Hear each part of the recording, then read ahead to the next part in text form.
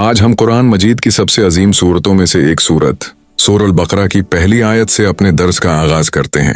یہ آیت بہت مختصر ہے لیکن اس کے اندر بہت بڑی حکمت چھپی ہوئی ہے۔ اللہ تعالی فرماتے ہیں علم، یہ 3 حروف ہیں، الف لام میم۔ ان کو قرآن میں حروف مقطعات کہا جاتا ہے، جیسے علم، الر، ہم اور ق۔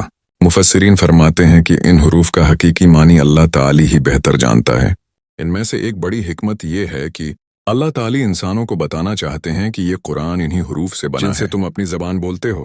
الف لام میم جیسے حروف تم بھی بولتے ہو، لیکن اگر تم سچے ہو تو انہی حروف سے قرآن جیسی ایک صورت بنا کر دکھاؤ۔ قرآن نے کئی مرتبہ انسانوں کو چیلنج دیا کہ اگر تمہیں شک ہے تو اس جیسی ایک صورت ہی بنا لو، لیکن 1400 سال گزر گئے، آج تک کوئی اس جیسا کلام نہیں بنا سکا۔ یہی قرآن کا معجزہ ہے۔ عرب کے بڑے بڑے شاعر اور ادیب جب قرآن سنتے تھے تو حیران رہ جاتے تھے۔ ولید بن مغیرہ جو عرب کا بہت بڑا خطیب تھا، اس نے قرآن سن کر کہا، یہ کلام نہ انسان کا ہے اور نہ جنات کا، اس میں عجیب مٹھاس ہے اور اس کے الفاظ دل میں اتر جاتے ہیں۔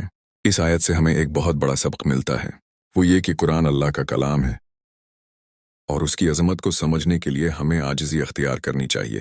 کچھ چیزیں ایسی ہیں جن کا علم صرف اللہ کو ہے، اس لیے ہمیں قرآن کو پڑھتے وقت دل میں ایمان، ادب اور عاجزی رکھنی چاہیے۔